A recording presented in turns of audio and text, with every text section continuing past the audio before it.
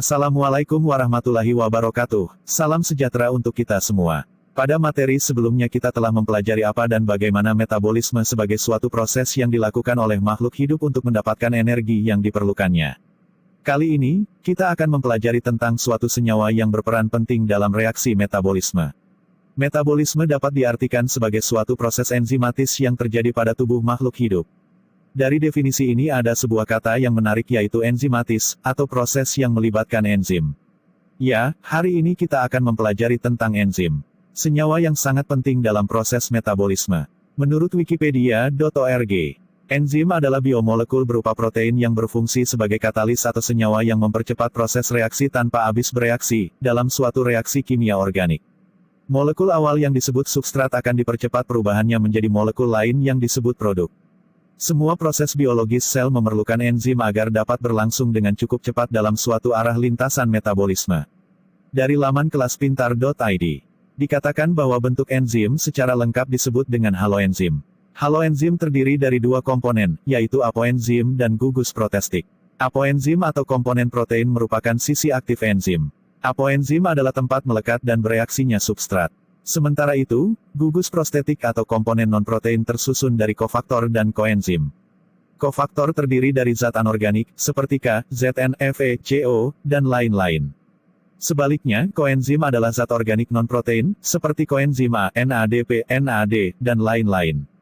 Beberapa kerja enzim membutuhkan baik kofaktor dan koenzim. Untuk lebih jelasnya, perhatikan gambar berikut. Pada gambar tersebut memperlihatkan struktur enzim lengkap atau yang dikenal holoenzim. Pada bagian tersebut kita dapat melihat apoenzim yang merupakan sisi aktif enzim yang akan berikatan dengan substrat dan tempat bereaksinya substrat. Apoenzim terbentuk dari protein sehingga sangat peka terhadap suhu tinggi. Bagian selanjutnya adalah gugus protestik yang tersusun dari komponen non-protein. Sehingga struktur ini lebih tahan terhadap suhu panas dibandingkan apoenzim. Gugus protestik terdiri dari dua bagian, jika penyusunnya adalah senyawa anorganik seperti ferum, zinc, kalium dan lain-lain, maka disebut kofaktor. Namun jika penyusunnya adalah senyawa-senyawa organik seperti nikotinamida adenin dinukleotida hidrogen atau NADH maka struktur tersebut dikenal dengan nama koenzim. Selanjutnya adalah sifat-sifat enzim, sebagai senyawa yang berperan dalam proses metabolisme. Enzim memiliki beberapa sifat antara lain, yang pertama adalah biokatalisator. Enzim bersifat biokatalisator artinya enzim merupakan sebuah senyawa katalis yakni sebuah senyawa yang mempercepat sebuah reaksi kimia tanpa ikut bereaksi. Karena enzim berasal dari organisme, maka enzim disebut juga senyawa biokatalisator. Sifat berikutnya adalah termolabil. Sebagian struktur enzim ialah sebuah senyawa protein. Oleh sebab itu, enzim juga mempunyai sifat termolabil artinya enzim sangat dipengaruhi oleh suhu.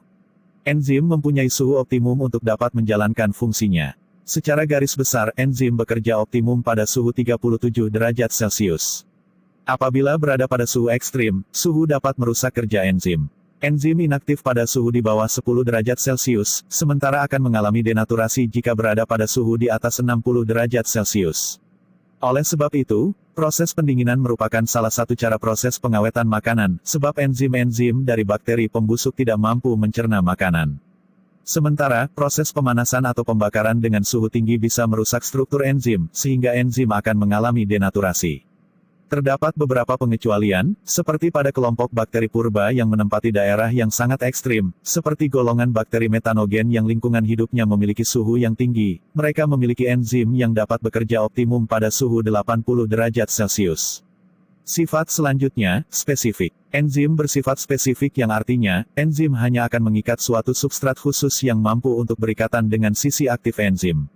Substrat tersebut memiliki titik pengikatan yang sama, yang akan menyebabkan substrat hanya dapat diikat oleh enzim khusus. Sifat spesifik enzim tersebut juga dijadikan sebagai dasar penamaan enzim.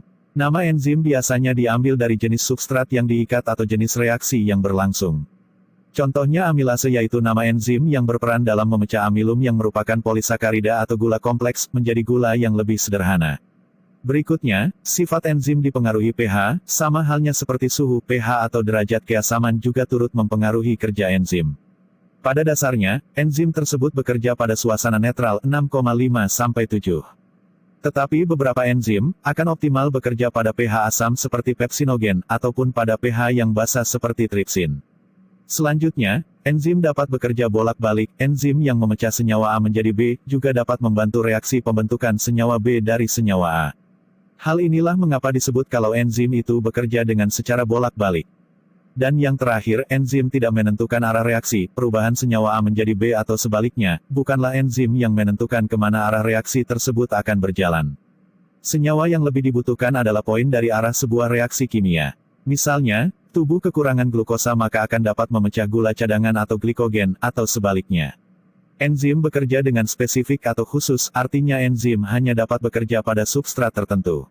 Terdapat dua buah teori tentang cara kerja enzim. Teori yang pertama mengemukakan bahwa enzim hanya dapat bekerja pada substrat yang spesifik. Sedangkan teori kedua mengemukakan bahwa enzim memiliki kemampuan untuk menyesuaikan sisi aktif enzim dengan substrat yang akan bereaksi. Teori yang pertama adalah teori gembok dan kunci, yang dikemukakan oleh Emil Fischer. Emil Fischer pada 1894 adalah orang yang menemukan teori ini. Menurut beliau, enzim akan berikatan dengan substrat yang mempunyai bentuk yang sama atau spesifik dengan sisi aktif dari enzim. Dengan kata lain, hanya substrat yang punya bentuk yang cocok secara spesifik yang bisa berhubungan dengan enzim. Oleh karena itulah kenapa disebut sebagai teori gembok dan kunci, yang mana enzim diilustrasikan sebagai kunci dan substrat diistilahkan dengan gembok, karena gembok dan kunci akan memiliki kecocokan sisi yang sama untuk bisa membuka ataupun sebaliknya. Tetapi, teori tersebut memiliki kekurangan yakni tidak mampu menjelaskan mengenai kestabilan enzim pada saat peralihan titik reaksi enzim. Teori kedua adalah teori induksi. Teori induksi, teori ini dikemukakan oleh Daniel Koslen pada 1958, dia mengemukakan bahwa enzim mempunyai sisi aktif yang fleksibel. Meski demikian, sisi aktif enzim tersebut memiliki titik-titik pengikatan yang sama atau spesifik. Sehingga hanya substrat yang memiliki titik-titik pengikatan yang spesifik sama yang akan menginduksi sisi aktif dari enzim sehingga pas atau membentuk seperti substrat. Teori induksi-induksi inilah yang mampu menjawab kekurangan dari teori gembok dan kunci sebelumnya. Oleh karena itu, teori induksi yang dikemukakan oleh Daniel Koslen pada 1958 merupakan sebuah teori yang paling banyak diakui oleh para peneliti untuk dapat menjelaskan cara kerja enzim.